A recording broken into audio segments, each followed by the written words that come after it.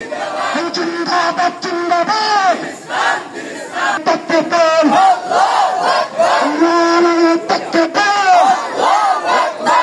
ইসলাম দিন ইসলাম জিন্দাবাদ জিন্দাবাদ এই বিশ্বনবীর প্রমাণ এই বিশ্বনবীর প্রমাণ এই সর্বনামা মুসলমান নারায়ে তকবীর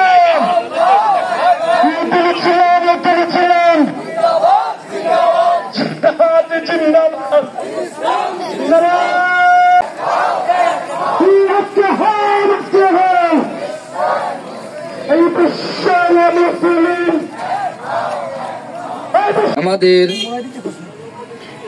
নয়নের মুকুট হযরত মুহাম্মদ সাল্লাল্লাহু আলাইহি সাল্লামকে কটূক্তি করে আসছে বিভিন্ন সময় বিভিন্ন নাস্তিকরা, বিভিন্ন মুশরিকরা, বিভিন্ন কুলাগানরা। কিন্তু রাসূল পাক সাল্লাল্লাহু আলাইহি সাল্লামের কোটি কোটি উম্মতের ভিতরে অসংখ্য অগণিত নবী প্রেমিকরা এখানে একত্রিত হয়েছে। রাসূল পাক সাল্লাল্লাহু আলাইহি সাল্লামকে গালি দিলে, অসম্মান করলে আমাদের কলিজায় ব্যথা পায়, আমাদের কলিজার ভিতরে রক্তক্ষরণ হয়। আমরা আমাদের যে যে স্থান আছে, যে যে অবস্থা আছে, প্রতিটা অবস্থা থেকে রাসূল পাক সাল্লাল্লাহু আলাইহি সাল্লামকে কেউ যেন এভাবে কটূক্তি করতে না পারে, বিভিন্ন সময় আমরা এইভাবে কোনো আয়োজন হলে সকলে একত্রিত হয়ে আমরা এই আয়োজনে উপস্থিত হব, ঠিক কিনা বলেন? আমরা বিশ্বের কাছে এতটুকু আবদার করবো যে রাসূল পাক সাল্লাল্লাহু আলাইহি সাল্লামকে নিয়ে যেন এভাবে কোনো কটূক্তি, এভাবে গালমন্দ, এভাবে কোন রকমের খারাপ মন্তব্য কেউ করতে না পারে, এইভাবে যেন আন্তর্জাতিক ভাবে আইন করে, সেই জন্য আমরা আপত্তি জানাচ্ছি।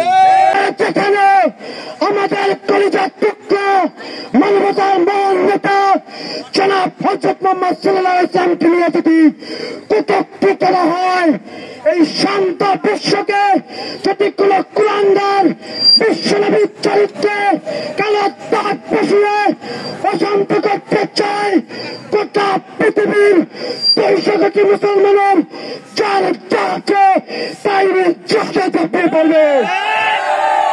এই জন্য আমরা জাতিসংঘের দৃষ্টি আকর্ষণ করব, বিশ্ব আদালতে আইন পাশ করে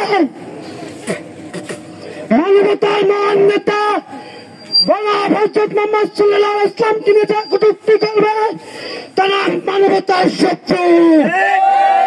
বিশ্বনবীর দুশ্মনের কোন ধর্মের পরিচয় নেই, কোন জাতির পরিচয় নেই, কোন জাতির পরিচয় নেই।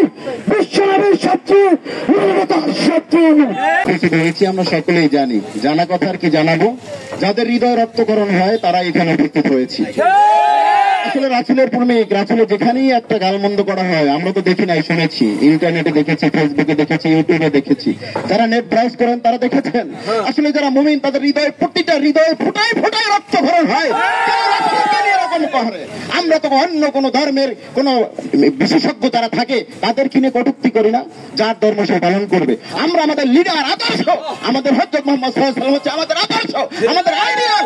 কারণ তাকে নিয়ে কোন উপহাস করলে আমরা সাধ্যমতো চেষ্টা করবো, সাধ্যের বাহিরে চেষ্টা করবো, আমরা জান দিয়ে দিব একমাত্র রাসূলের জন্য, দুনিয়ার কোনো জন্য না। আমরা দুনিয়ায় এসেছি শুধু বাজার করার জন্য, আখিরাতের বাজার করে নিয়ে যাব। আমরা রক্ত দিয়েছি আল্লাহ, আর আল্লাহর রাস্তায় যদি বিলীন করতে হয় শুধু রক্ত নয়, জান বিলীন করে দেব। শুধু রাসূলের উপহাস, রাসূলের কটূক্তি আমরা একদম আপনা মুসলমান হিসেবে মেনে নেওয়া যাবে না, মেনে নিব না। আর যদি কেউ মেনে নেয় সে ইমানদার মুসলমান দাবি করতে পারে না।